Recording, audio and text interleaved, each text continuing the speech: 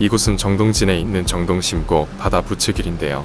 정동진 심곡 바다 부츠길의 정동은 서울에서 정방향으로 동쪽에 있다는 뜻이며, 심곡은 깊은 골짜기 안에 있는 마을에서 유래되었습니다. 정동진의 부츠 끝 지형과 탐방로가 위치한 지형이 바다를 향해 부채를 펼쳐놓은 모양과 같다고 해서 붙여진 이름이지요. 이곳 둘레길의 이름은 강릉 출신 이순원 소설가가 제안하여 정동 심곡 바다 부츠길로 지명이 선정되었는데요.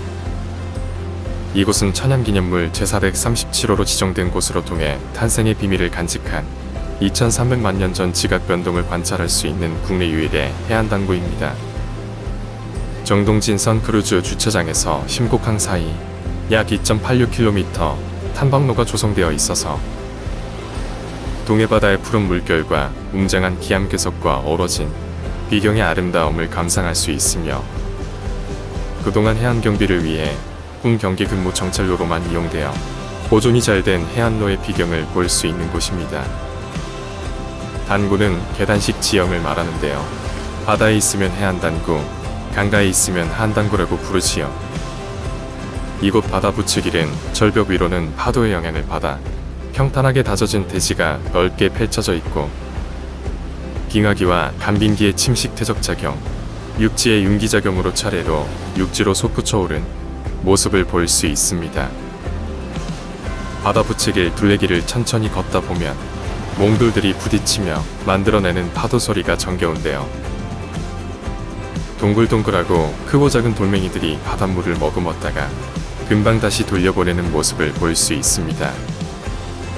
그 사이 자신의 몸뚱이들이 조금씩 닦여 나가는 줄도 모르고 쏘아쏘아 소리 지르는 풍경은 마치 환영인사와 같다고나 할까요.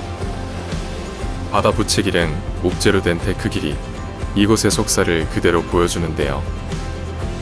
이 길은 해안 경비를 위해 군인들과 함께 나누는 길이기도 합니다.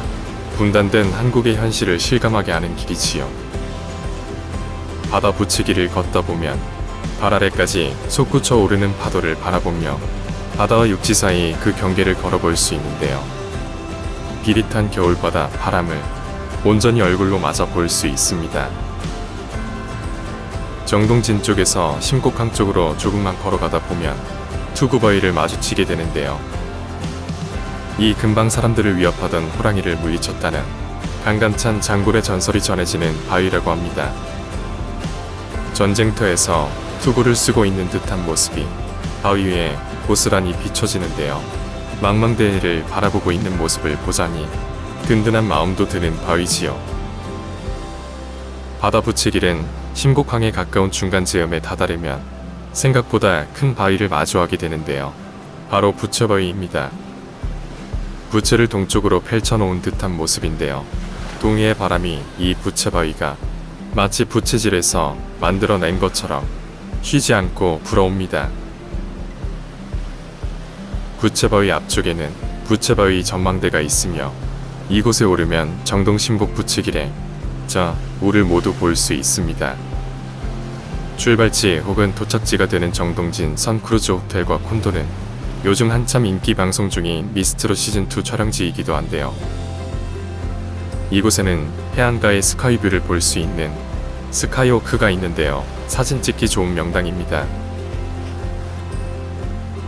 시원하고 탁 트인 동해바다는 태양을 품어 반짝이고, 웅장한 기암괴석은 천혜자연의 비경을 선사하며, 동해바다로 둘러싸인 부채바위 전망대는 푸른 바다가 손에 닿을 듯해 보입니다.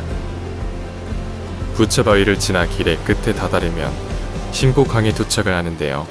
이곳 심곡항이 있는 심곡리는 이름처럼 깊은 골짜기에 있는 마을입니다. 예전에는 육지로 들어가는 길이 없어서 한국 전쟁 때에도 마을 사람들은 난리가 난 줄도 몰랐다고 하지요. 이곳에 길이 생기면서 과거 임금에게 진상했을 정도로 이곳에서 생산되는 미역은 맛 좋기로 유명합니다.